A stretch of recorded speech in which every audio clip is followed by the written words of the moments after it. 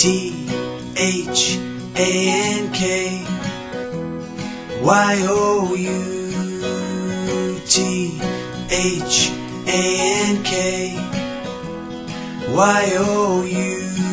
Thank you, thank you, thank you. Hi everybody, it's Micheline from Micheline Makes again, and it's lovely to see you again. First of all, there's the most important thing I've got to say to you all is thank you, thank you, thank you, thank you, thank you, thank you, thank you, thank you. I could say it 1,000 plus times. I think I'm on about 1,100.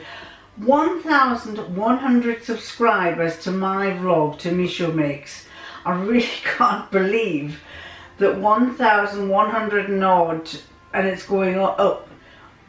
People want to look at me, an old lady, compared with them that are young ones. I'm so grateful to you all for subscribing to me, and I think it's really great that you enjoy watching my vlogs. I've got a cat. Can you hear a cat?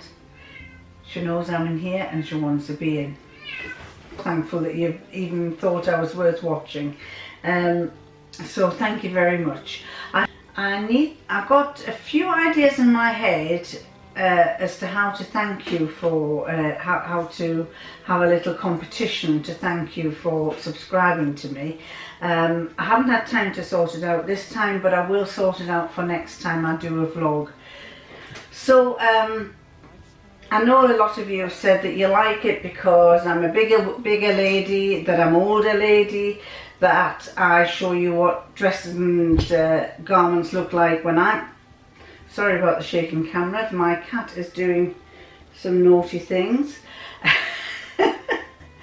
and that you like some of the... You find me quite funny, so that's even better if you find me funny. I can take a joke.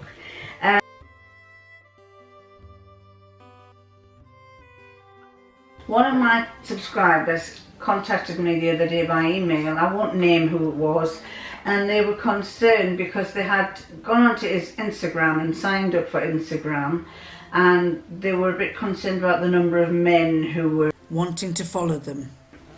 And in her case, she decided to go private, but she said she's still got men who were interested in contacting her. Now, I get quite a lot of them, and I'm kind of more open because I'm not a private subscriber. I'm an open. I'm basically I leave everything open because I know that people want to contact me through Micheline Makes. But I too have these people who try to contact me. They're usually young and think they're God's gift to women, and they probably are sending millions upon millions of contacts to all the ladies on Instagram in the hope that one day one lady might think, whoa, he's nice, and marry him, meet and marry him, and take him to the country that he wants to live in. For me, all I can think is, what the heck does a man like him, a young lad like him, want with an old woman like me? I'm not exactly blooming in youth, but then again, they must think that they must say, oh, she's old, she'll have plenty of money, let's make friends with her. Well, unfortunately, it's water off a duck's back with me. It doesn't bother me at all. But, I just think they're a bit bonkers, to be honest. But that's by the by, because I can remove them. This lady was asking me how she could remove them. So I'm just cleaning the front of my mobile phone so I can show you what you do. Okay. Right, so I've gone to my followers. You can see their followers up there. And there's the one that it came up the other day, wanted to follow me. Now, this is someone called 345 Omart. And all he's showing is money. And he's saying, number one rule in making cash is being able to be willing to invest. I have no interest in that. I have no interest in this man here, whether that's him or if he's trying to con me that's that good looking man, and then I want to contact him and see if he fancies me, which I know he doesn't. So basically I want rid of him. He's not really following me for the right reasons. He's following me because he's trying to push his business or push getting you to spend money. So what you do is you go up to his the top. Sorry, I've got to get you in focus there. There's 3 dots at the top here. Now I've got a cracked screen, so I hope you can see it. 3 dots at the top. If you press those 3 dots, you get a little box that opens. It says report, block, hide your story, copy the profile, send a message, send profile messenger. So what I want to do is block him. And I'm blocking him because I can't see the point of him being there. And it says, are you sure? Yes, I'm sure.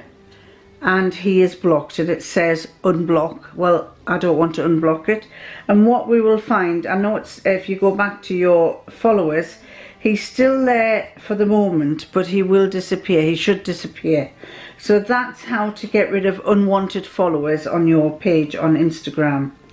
This program is about the closet case ginger jeans. And before I start, I want to tell you a little story about a boy called Daniel. Now Daniel, many years ago I used to teach, and I taught in these children that were 9 to 16. And 13 to 16, and the 13-year-olds were in year 9, and they would come, it's like intake kids, and we got this class of intake kids, and Daniel was one of them in amongst them.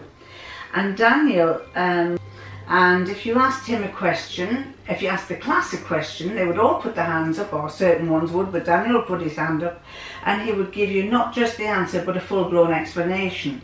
And if he gave you a complicated answer, you would say, can you explain how you got to that? And he would always give you the full-blown response. And he wasn't silly, he knew what was in his head, he came out with really good answers. Anyway, but the only problem with Daniel was, I kept saying, you're really bright, Daniel. And he said, yes, I know I am. Everybody tells me I'm bright. All right, so what would you like to be when you grow up? And he said, a lawyer. And I said, do you not mean a solicitor? Because in England, lawyers are called solicitors. No, miss, I'm going to America and I'm going to be a lawyer. Ah, right, okay, Daniel. But the problem with Daniel was that when he gave the class homework, he didn't do his homework. And I kept saying, Daniel, I'd like some homework. Where's your homework? Well, I don't need to do homework, miss. You've told me how bright I am, so why should I do homework? Daniel, I need to see your homework so I can see how bright you are writing things down. You're very bright when it comes out your mouth, but I need to know that you can write down these things. Well, you know I can, miss, he said. So this went on, and eventually I convinced him that he had to do homework. And he didn't do it all the time, but when he did produce the work, he produced fantastic pieces of work. Anyway, it got towards the end of the term of the year, and in that year they had to sit what you call SATs exams. And SATs exams weren't marked by internal examiners, they were marked by external examiners. On this occasion, the exam was going to be held in the same time that I would normally teach them. So they all came in, all that year group came into the gym, and they all sat at their desks in row upon row. And Daniel sat at his desk, and because they were my class, I stood at the far side of the gym so that I wasn't influencing them. And I monitored the children that I didn't know that were down this side of the gym. Before the exams, I said to all the class, and this is probably a lot of you will know this saying, when you go in the exam, read the questions, reread the questions, and make sure you understand what they are asking you to do, and then think about answering them. But make sure you've read the questions first, make sure you know exactly what they're asking you to do, and once you know that, get on and do them. So of course, they all sat down, the exam papers were on their desks, and they were told to start. And of course, I looked across at my class, because I couldn't go across there, and I saw them all writing like mad, and Daniel was writing like mad.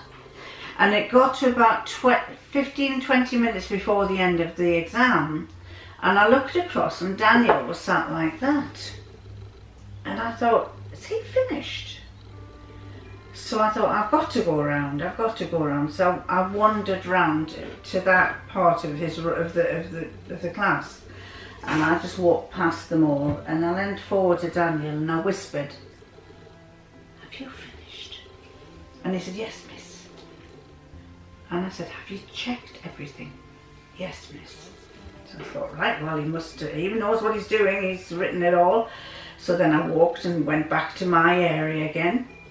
And then the invigilator, the chief invigilator said, "You have 5 minutes."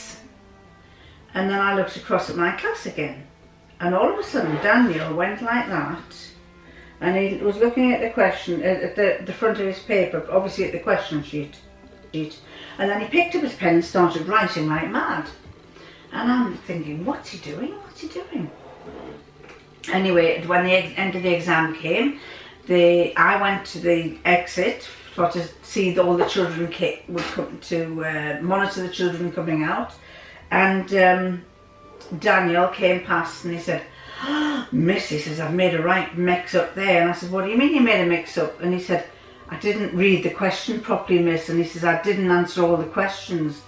And I said, "I thought you hadn't." I said, "You shouldn't have been finished like that. No matter how bright you are, you should have had, how many questions did you do?" And he said, "I missed." He said, "I only did 3 questions and I was supposed to do 4. And he said, "I just got the last one done in the last 5 minutes and I didn't get very far." And I went, "Oh, Daniel, how many times have I told you?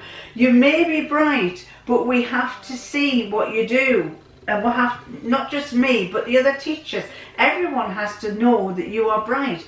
And this is marked by an external examiner and they don't know you're bright. And if you've only done 3 questions instead of 4, you might get down marked." And he said, "I know, I know."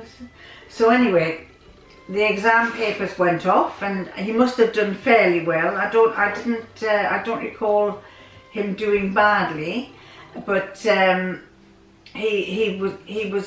it didn't knock him down in class. And I think what he'd written in that last 5 minutes must have been enough for the examiner to see that he knew what he was talking about. And so the next year, this was kind of the end of one academic year, and he had the holidays and then the start of another one, and he got a new teacher. And I happened to want to go into that classroom one day when Daniel was in the classroom and to ask something to the teacher who was taking him now. It was a young lady who had just started teaching. And as I walked in, he went, "Hi miss, this is Miss Matt. She used to teach me last year, folks. She's lovely, she's really nice." And so I went to talk to the teacher and I said, is Daniel being good? And she says, "Oh yeah, he's very good." He said, "I am, miss. I'm being very good, miss." He says, I'm keeping your nose clean."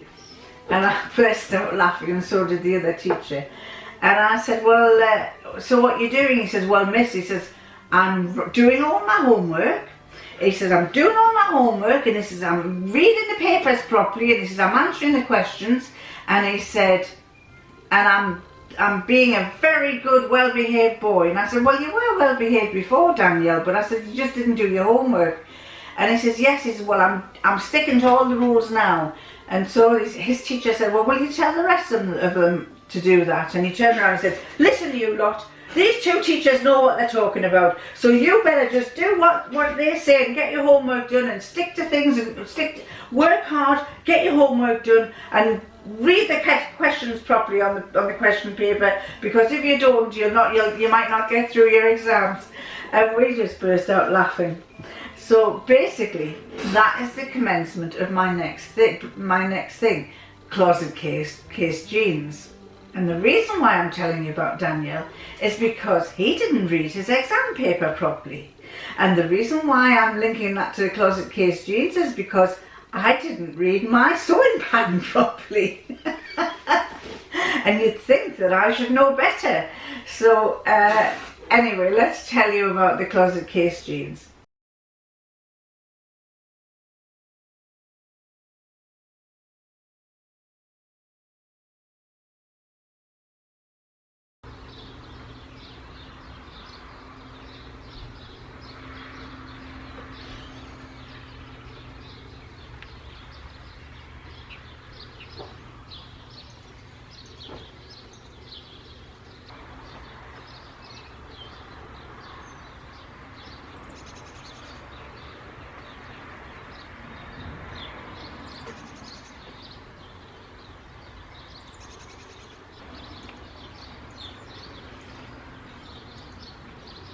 I got this blue denim. I wasn't overly keen on blue denim because it's not a colour I wear very often, but anyway, I'd got it. And it's stretch denim, so fine. I got the closet case pattern, yeah, fine, another tick. And a few people had recommended that I should subscribe to Heather's video, which is a sew along about making the ginger jeans. And so I looked at the price and I thought, I'm not paying that, because I think it was about £30 odd, £38 possibly. And I thought, that's a lot of money to pay when you bought the denim, you bought the notions, you bought the pattern, and and then you subscribe to a video. It was going to be, I think all told you'd be talking about £70. And as you know, we older ladies don't like wasting too much money. And so I hummed and hawed over it. But the one thing that I saw in other vlogs was a lot of other women said that they made more than one pair. And some of them said they were on to pair number 6 or 7 or 8 or 10 or whatever. And I figured then, I thought, well, if these jeans are as good as everybody's saying and I like them, then I will make more of them. And so therefore, spreading that out, it's a bit like a washing machine. It costs a lot at the first, but if you spread it out over the number of years you had them, the number of washes you do, it actually works out quite cheap. So I thought, right, well, we'll do that. We'll subscribe to Heather's video. And it was a very good video. Heather was very good. She told, despite my knowledge, because I've made denims before, I made some for my husband before, years and years and years ago, not with rivets though, and I'd made jeans for myself, and I'd done all the top stitches, the patterns on the patch pockets and so on, everything I'd done. But she taught us things that I didn't know, and I've been going a long time. I've done a fashion design course, so my lecturers at the time never told. We did something in denim, and they never told us about this. But then, to be fair, there wasn't stretch denim in those days. There was just ordinary denim or canvas. So Heather explained a lot about how you set your patterns out and how you mark them off and everything, and I thought that was very good. And then she told you about cutting your patterns out. I did that. I followed it all exactly the way she said, until it came to the fly on the zip.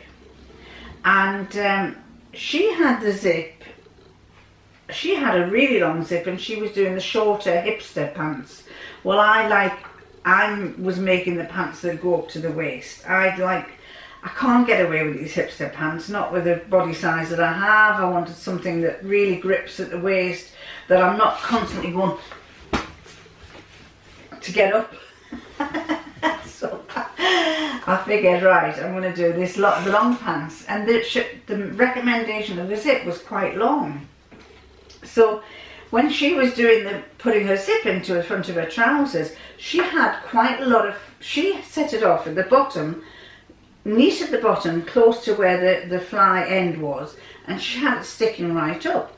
Well, I was convinced that when we used to do them the opposite way. We'd have them so that they were more or less flush with the waistband, and then we'd cut them off at the bottom and then over stitch at the bottom to stop the zipper from coming down. But she did it the opposite way. She made it so it was flush with the fly at the bottom, and in her case she had it standing out about 4 inches.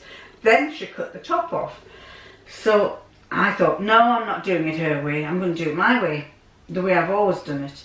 So I put the zip in, sewed the fly and everything, messed it up, took it out, spent ages unpicking it all, unpinning, getting the zip out again, put it back in again, my way, stitched it all up, didn't go right.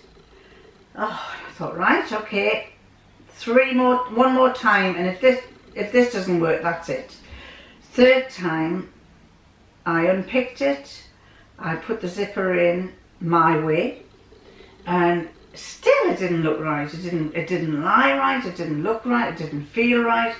And so I just thought, I was at that point where I was going to throw them in the bin. I just thought, don't like the fabric, this has annoyed me, it's going in the bin. So anyway, then I thought, no, I'm not going to let her beat me. I'm going to unpick it again and I'm going to watch her video, because obviously the way she's done it is probably the right way. So that's a touch of the Daniel, where you think you can know better than anybody else and you're trying to do it and you cock it up. So then I sat and watched her video and I did it all. Now the and it went on beautifully, but I had a lot of issues, and the issues that I had was, I bought some fuchsia pink top stitching thread, and it was a thicker top stitching that I got at the Harrogate Knitting and Stitching Show. And I asked the guy if it was a good top stitching thread, and he said yes. He was Chinese, and he said yes, and he kind of understood what I was asking. So I also bought a larger eye top stitching sewing needle, and the one thing that I found was, when I was top stitching, when I did it, say a length, I think I did a 3.5 inch stitch length, it didn't look like the ones that everybody else had done.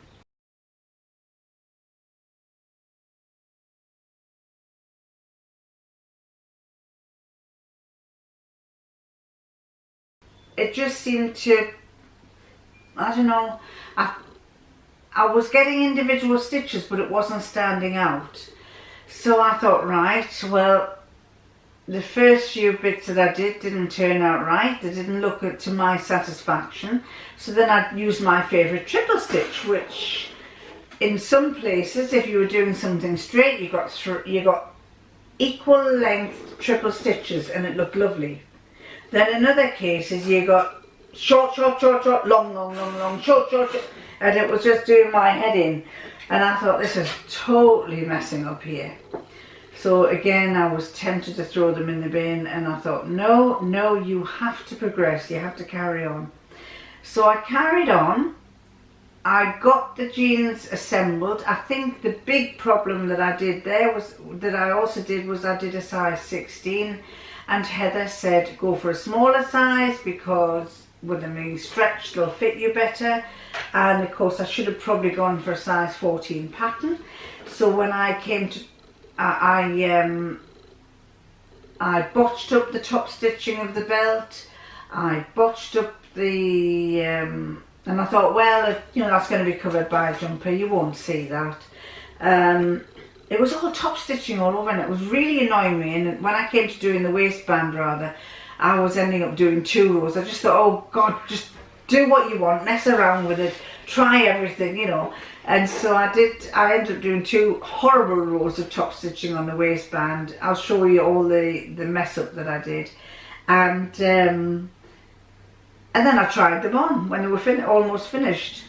Then I had made the stovepipe ones, the straight leg ones.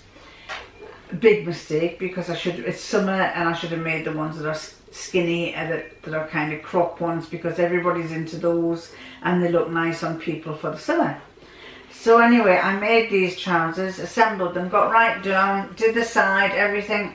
I had done a bit of the fitting, but I thought, did a little bit more, not paying any attention to what Heather had said, and tried them on, showed them to my husband, and he said, they look rather big.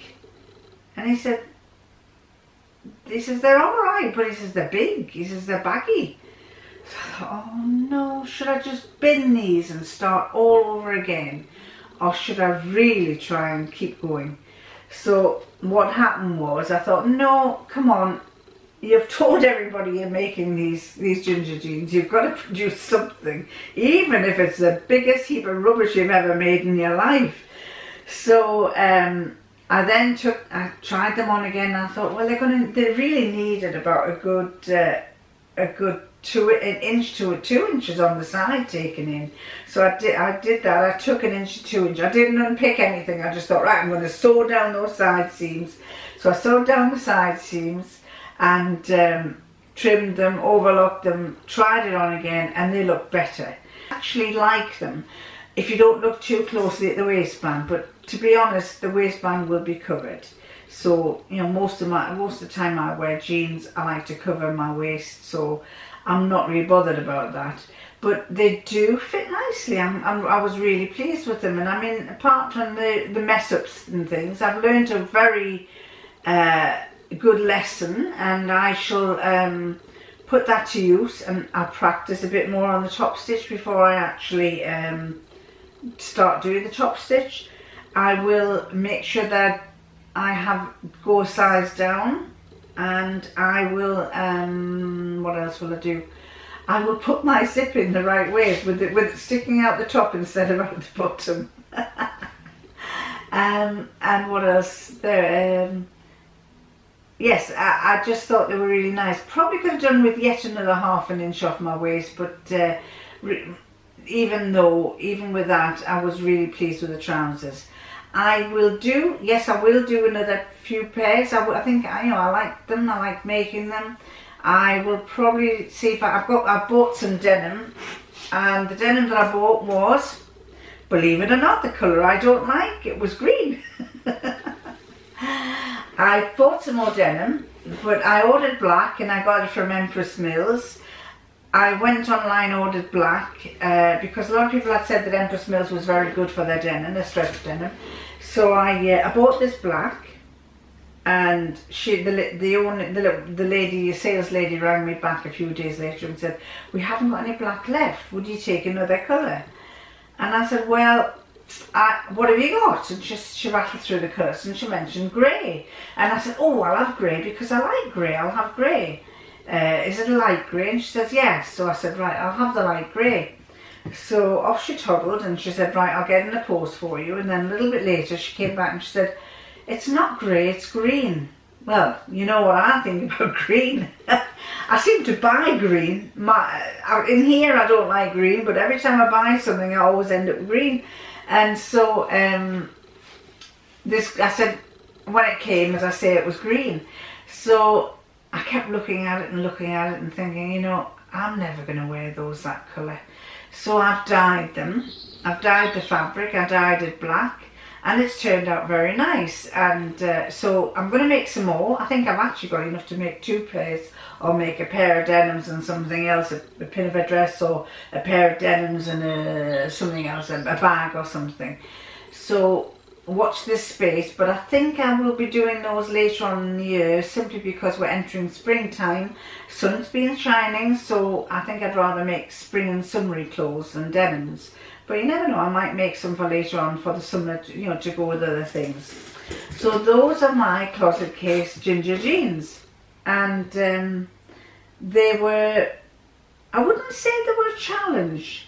I would say I was the challenge to the ginger jeans, and not the ginger jeans being the challenge to me.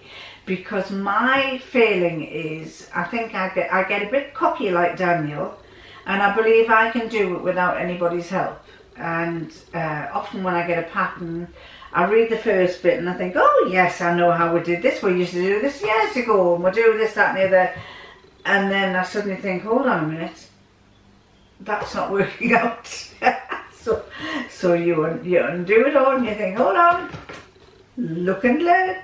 And the thing is that the one thing I've learned from being an older lady is that these actual there are a lot of new methods to making the same clothes, and it's worth paying attention because they don't have speed some things up. So yes, I was well impressed with my ginger jeans, and I will be making more. So another lady sent me a vlog message, and she said to me, and I think it was linked to the vlog where I was actually in my conservatory and it was raining on the ceiling and you couldn't hear for the rain, and she pointed out that she was deaf. She was hard of hearing. And ladies, it will come to us all.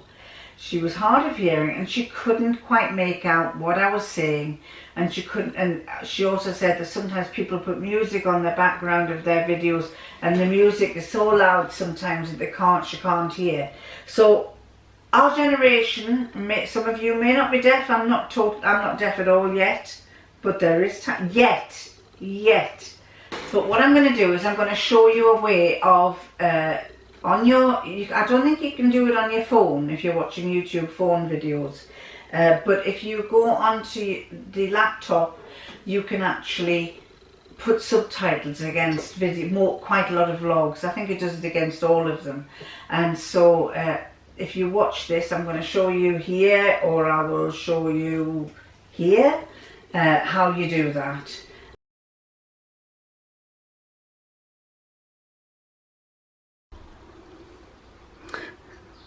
So take for example this video that I had done, new look 6251 fleece jacket. If you go below here under this bar here and you click on that, the plus, a drop down box comes and you can either watch it later or create a new playlist. So if it's something you want to watch, you don't want to lose it, because often you can lose a video, click it on watch later. If you want to create a new playlist, you click the create a new playlist, choose what you want it to be. So let's say we're going to have it as sewing a jacket, sewing jackets, then that's your title. Is it public or do you want it private? You might not want anybody to see it, so let's go private, which means only you can see it, and you create it.